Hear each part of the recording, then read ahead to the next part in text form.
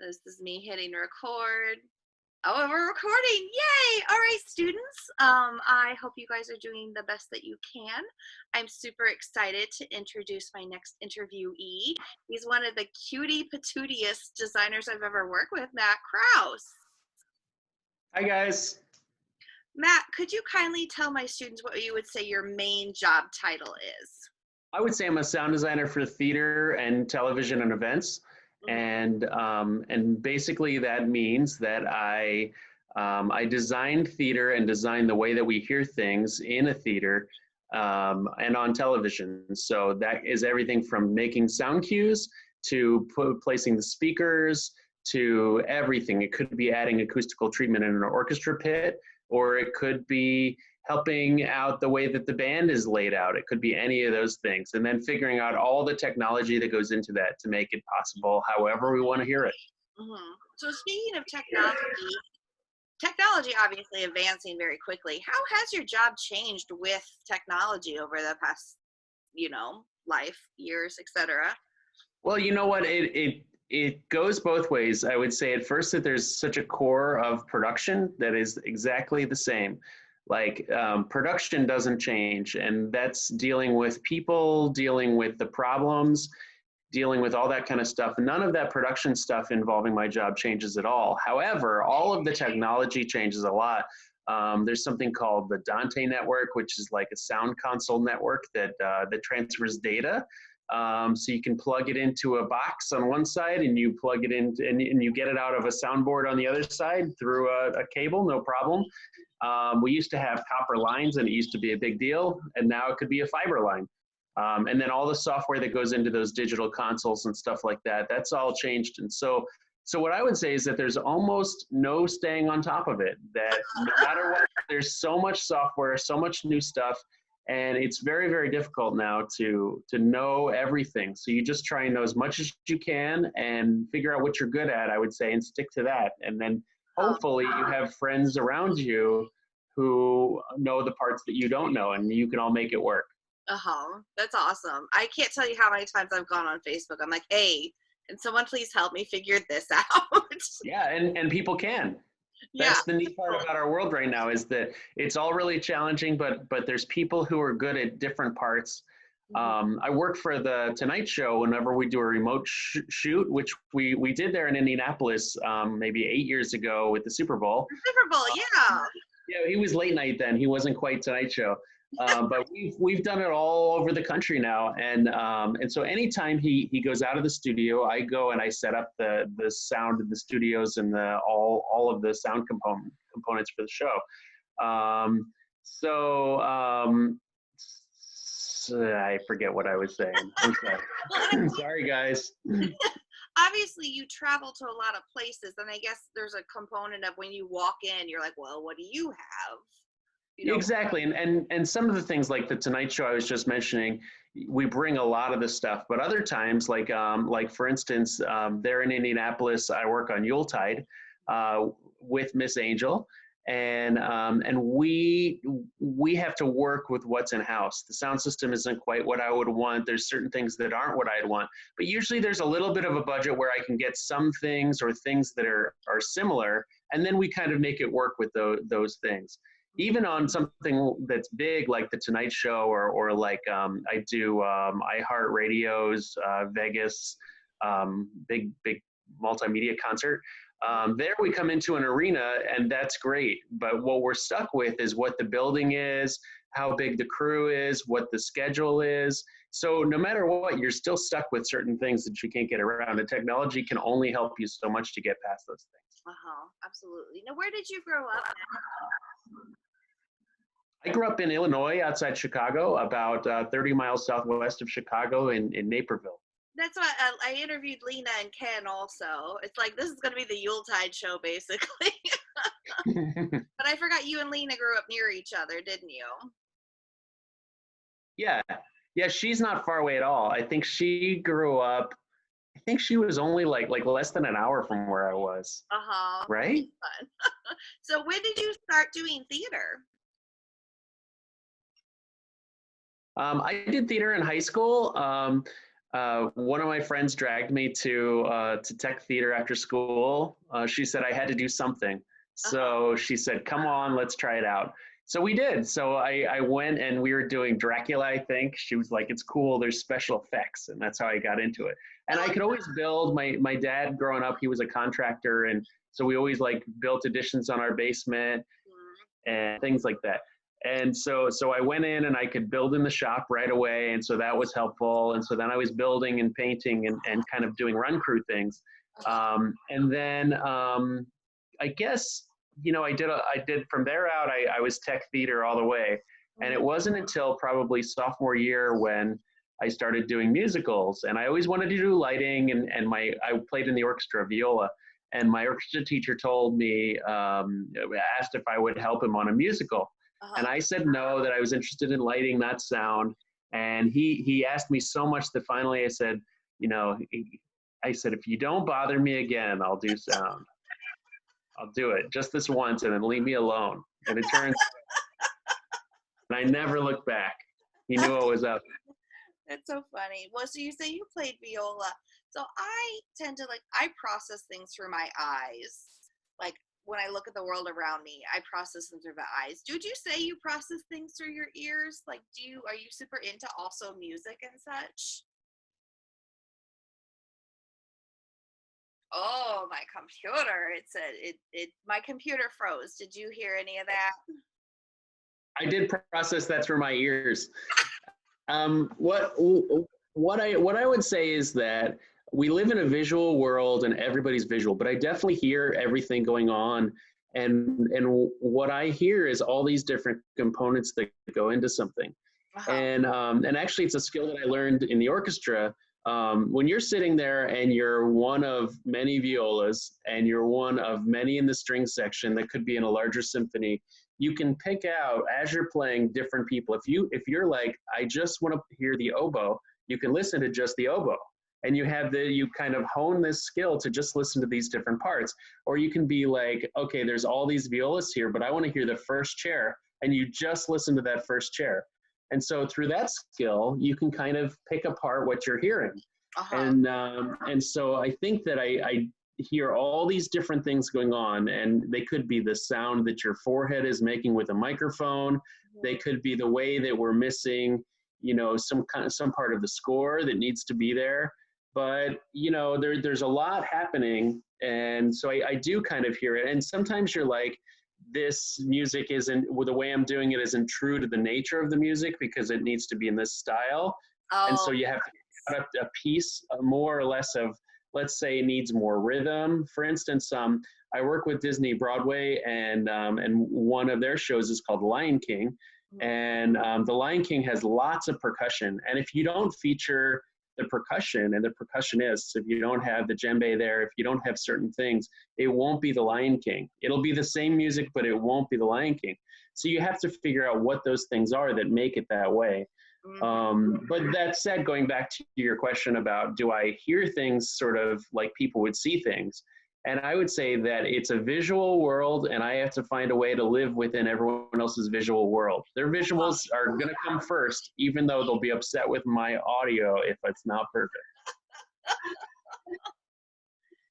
I do. Isn't it sort of like the cliche that people always come up to the sound guy and they're like, turn it up, turn it down? They do. Everybody has a different feeling, you know, and one of our challenges is to make the entire room sound the same. Sometimes we win and sometimes we don't. A Yuletide, for instance, it does sound better in the orchestra. People downstairs, it does sound much better. And the reason is that there's better speakers down there. We're able to fix the house sound down there, but we can't put new speakers upstairs yet. So it sounds better. And that's the best we can do.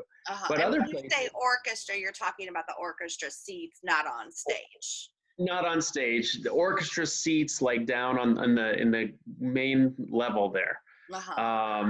So sometimes you win and sometimes you don't. And in a show where you might have more resources, you might be able to put in all different speakers everywhere, and suddenly each seat can sound great. Each seat can sound the same, and that's really what you want, is that each seat sounds like the rest of the seats.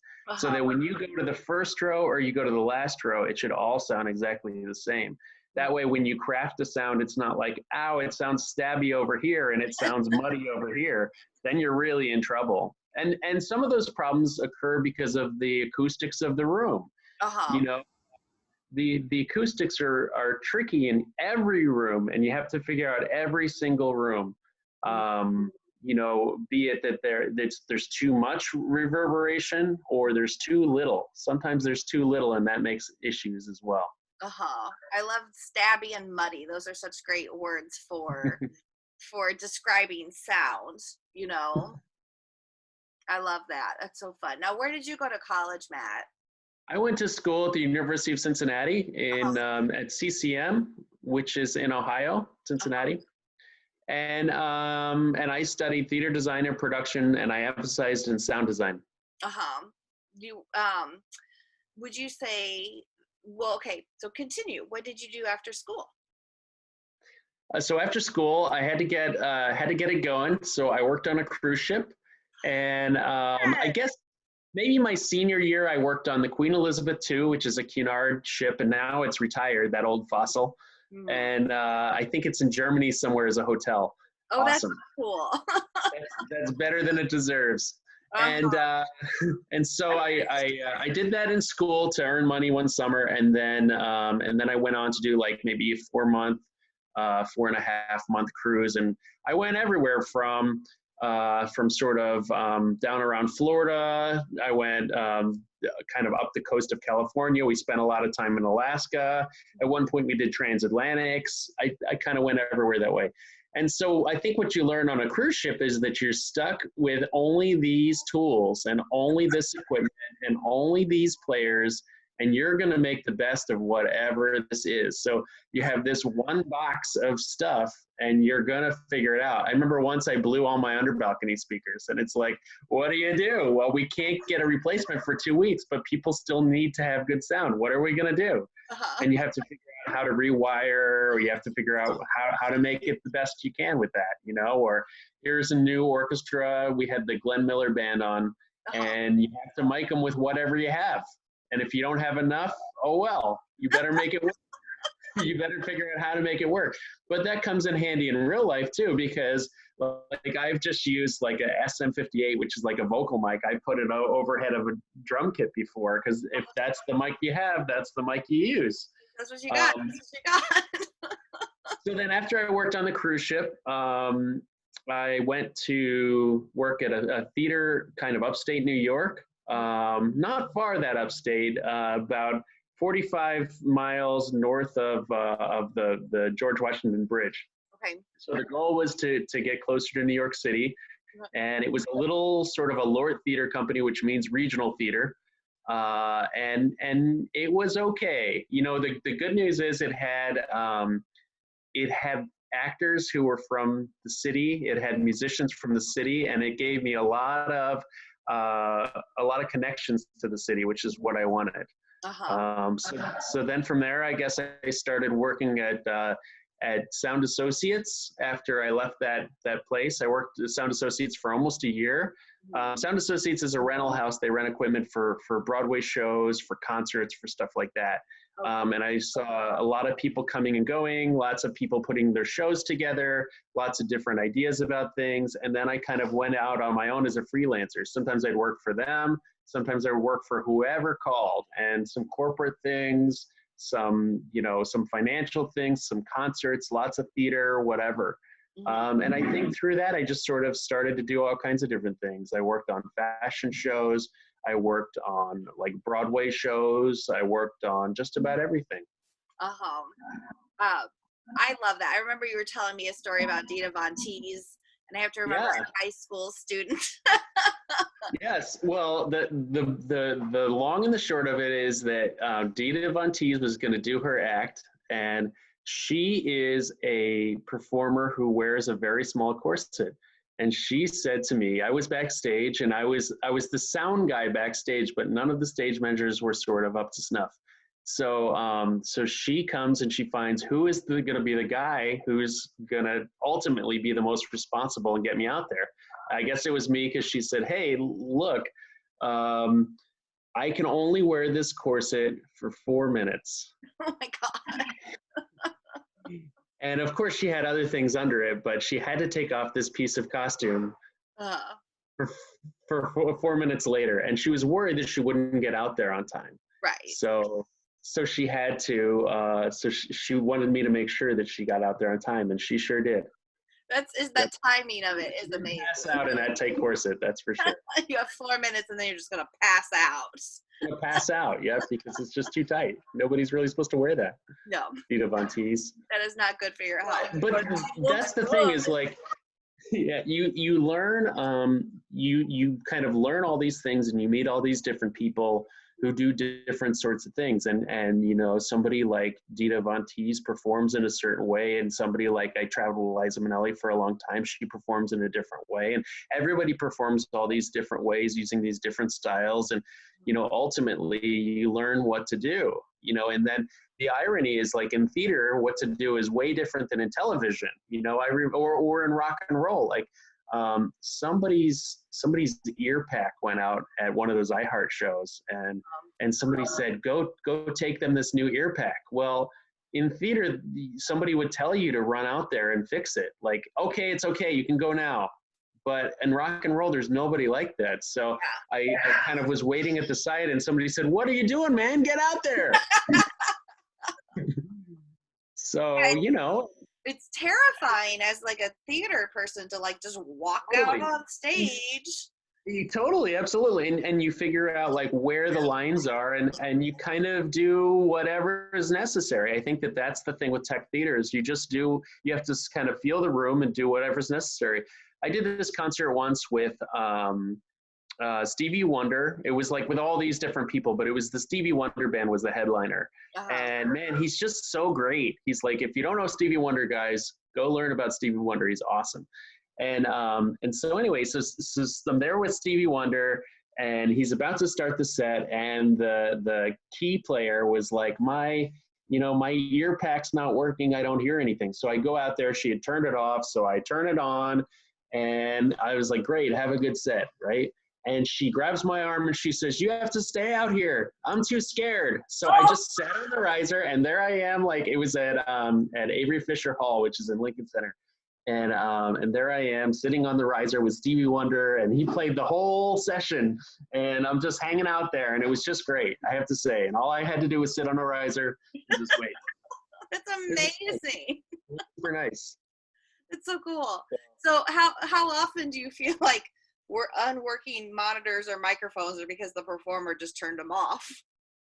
Well, I think that there's a little bit of each going on. You know, there's also like the wireless thing. You don't know what somebody's actually hearing in there. Yeah. You don't know what's because some wax got in their ear canal, or what's transmitting or not transmitting.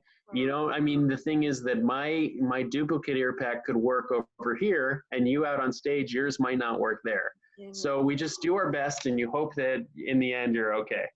I've seen many an ear pack chucked at the monitor guy. And, you know, if you're a monitor guy, if you're the guy who controls those ear packs, you're just used to that, and that's part of your thing. You just relax and know that might happen. But in the end, whatever. Like somebody told me once, I got fired by Prince, but who hasn't? Who hasn't been fired by Prince? Who hasn't been fired by Prince? So there you go. Will you tell my students about the ear packs? Sure. Okay. Well, it's called an in-ear monitor, and that's abbreviated IEM. And basically what it is it is a transmitter transmitting from a soundboard, and then it goes through the air to an ear pack. And it's basically like a tiny little radio station.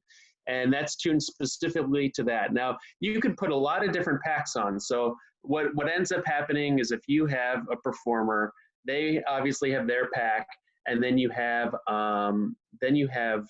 maybe the manager wants a duplicate pack, and you can make as many packs as you want, and then you just put in a pair of headphones and it works. Now they all have these special earbuds that go in their canal, and it's all molded for their ears, and you could spend anywhere from $500 up to like $10,000 for these earbuds, and they have different drivers, different things, whatever. But you know, a driver is a speaker. It's like a little baby speaker inside of your headphones. But ultimately it's working just like a pair of earbuds that you would have with your iPhone. So that's what it is. Now a microphone is exactly that, except reversed. So a microphone starts at the performer with a little mic, you know, maybe this kind, who knows, maybe a handheld, but a microphone is that way. And now that goes back through the air and hits the rack in just the opposite way. You can only have one mic pack per channel, but you could have a million ear packs, because those ear packs are just tuning into the radio frequency. Thinking of it as a little radio station in your ear, I've never heard that, and that helps me understand it. I'm like, oh yeah. So what? And they're made to just pick up the tiniest little signal, you know. And the trick is with all that stuff that you want to keep your signal sort of down. You don't want to transmit so broadly that then you either soak up everything else going on outside the building, or, you know, vice versa. Sometimes it's you don't want them to hear you. A lot of it now encoded, so that you need the special receiver to get it. Who knows? So the purpose. And what people want in those earbuds is different, so that some people would like to hear just the music. Some people, like if you're a theater person, you probably want piano above all else. We're a piano heavy group, and you know, usually they learn the piano they learn the song through the piano, and that the piano player usually in a theater group is the one who's the most in control, the music director, whatever, and that person is really going to be stomping it out to keep you in track. Now if you are sort of more R&B, you probably want a lot of bass line, you want stuff like that, and you're just listening for the rhythm. I always say that what you're listening for there really is rhythm or pitch. So you either want to be able to hear, you know, you can hear everything, but if you're having problems, you're looking for either rhythm or you're looking for pitch. And if you think in those terms, you can think of, well, what am I missing, rhythm or pitch? And then we can go about solving it. Oh, you need more pitch, then you need something tonal. And if it's a clarinet right there that you're not hearing, then I'll just add more clarinet in your ear. I'm going to give a confession. So I was doing a show and I had a performer who gave me his track. He gave me his track on CD, or I don't remember at that point if we had switched over from CD. And he was like, I need to hear the clarinet a little more. And I was like, okay. And I went up to the board and I just kind of went like this. And I was like, is that better? And he's like, yeah, that's better. I'm like, I didn't do anything. Did you tell him that? No, I didn't tell him that. It's the cardinal rule. You can never tell them that.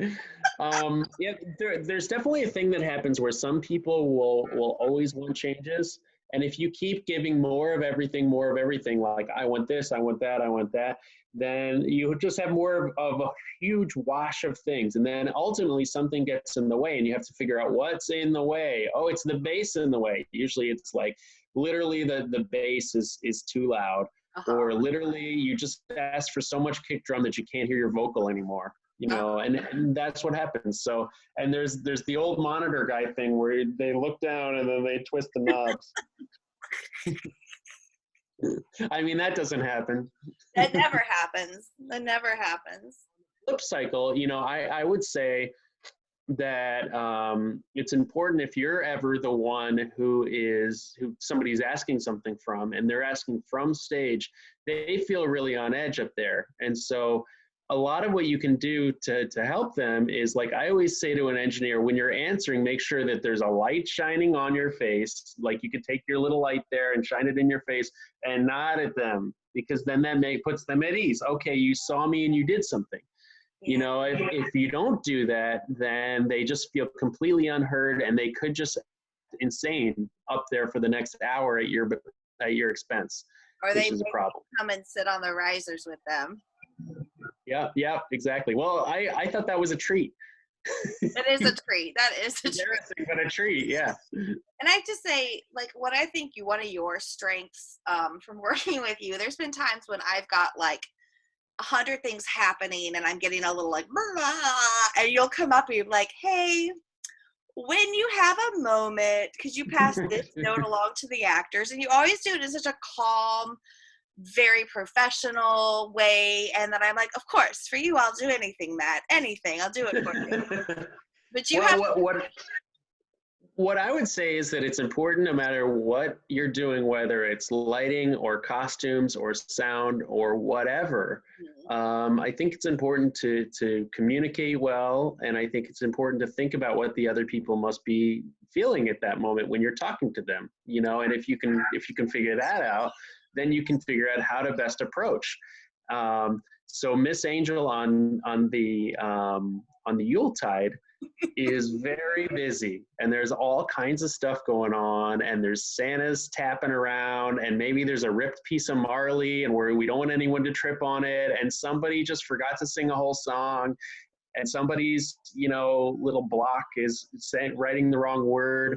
You just don't know what's happening. And for me, all I'm worried about is like, only half of the chorus showed up for that offstage singing part. That's usually what it is. That's usually what I would come and say. Like, right. but so I have to figure out what's the best way to approach you and say, hey, I have a note to give, even though you probably don't have room to give a note.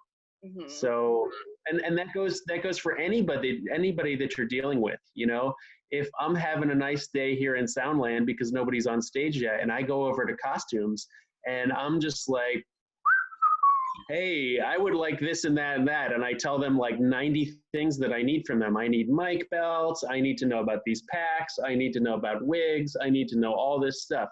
And meanwhile, they're in like final fittings and they're trying to put everything together.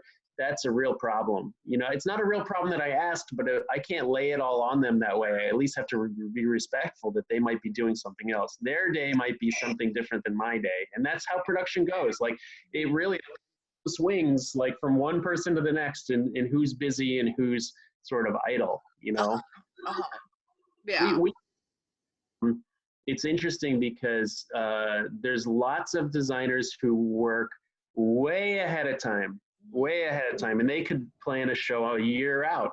And really, sound designers, you know, it's a lot of work right before the show. You know, maybe the months before, maybe the month before, or like little snippet meetings. But ultimately, until you're in the room and you're doing it, then you're super active and really worried about all these little things. And so that's our busy time. But a lot of the other designers, like the set designer, it's already built.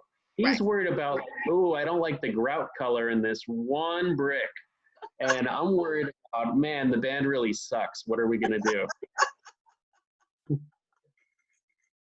That's a really great point about everybody's kind of on a different, you know, different flow of what they're doing. Yeah, absolutely. It's so cool. Matt, I asked you to think of a specific word.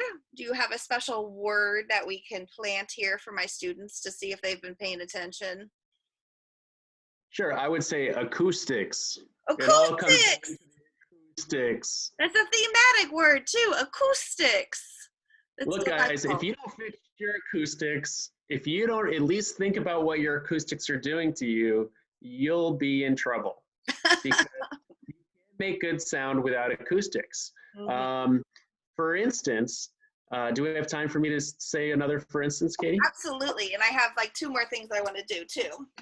Okay, so for instance, Jimmy Fallon works at a studio in 30 Rock, which they spent literally $1 million just soundproofing.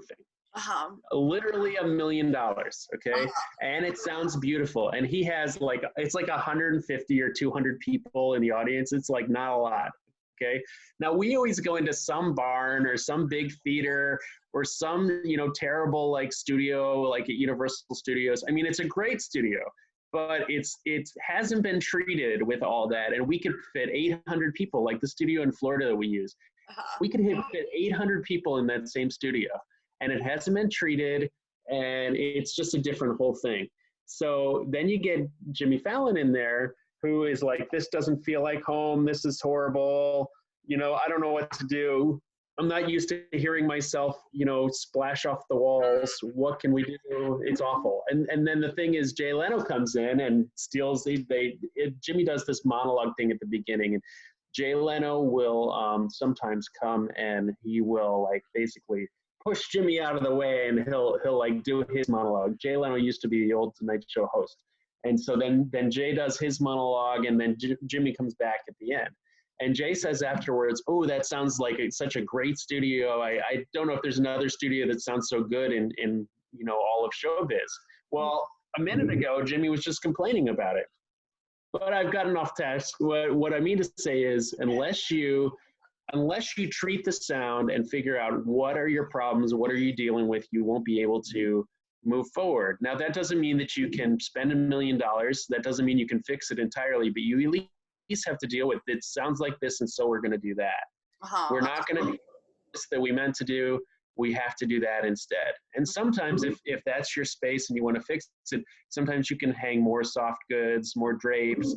You can do all kinds of things. You could put carpet if you're doing a renovation, maybe some thick carpet on the walls, on the floor somewhere, and all that kind of stuff could fix it or help it. But if you just stay in the cafetorium and hope for the best, you're not gonna work. Not gonna work. We have my daughter has an autonasium. Autonasium. Nice. It's very difficult because it's square. Like it's like a very square like roof sound. So I spy with my little eye something on the desk behind you. Do you mind grabbing it for me? Sure. This is a singing bowl, and I can't make it do it. No, I can't make it do it. Not that, Matt. No. That little old thing. Tell my students about that little old thing. Well, I won this Emmy for a show I did at Royal Albert Hall, which is in London, and it was a live, sort of live to tape sort of broadcast, and it was kind of like a live from Lincoln Center. You can actually find it on Broadway HD. It's called Disney's Broadway Hits at Royal Albert Hall, and I was the sound designer of it. And it had I guess 8 lead vocalists plus the cast of Aladdin, which was just opening in London, plus a kids choir of 100, plus Alan Menken on piano, plus indoor fireworks, and the BBC orchestra. It was crazy. That's and we all crazy. lived on the trail. Yep. So you are an Emmy winner. You fancy. There it is. That's really cool. Thank you. I was like, Matt, I want to see your Emmy because I've seen a picture, but I haven't actually seen it before. There it is. She's big. It's very big. Does it have a good heft to it? It's really big, and on the bottom. Oh, I'm not supposed to show that, but on the it tells you all about how you don't actually own it. That they'll take it back for you if you try and sell it, if you try and do various things. But it's cool. Yeah. That's awesome. Is it engraved? It's engraved. It has my name on it. There it is. So cool. Matt Kraus, sound designer. Yep. That's really so if you're interested, guys, go watch it on Broadway HD. It has some great Broadway actors and some amazing songs. It's sort of it's very good. There's like really great music, and it features a lot of that music of Disney Broadway. That's amazing. Oh, Matt, we are at time. Thank you. Mwah. Okay, thank you. So great. I'm going to see if I can figure out how to end the recording so I can say hi to you after. Thank you, students. Thank you, Matt. I appreciate it. Bye, guys.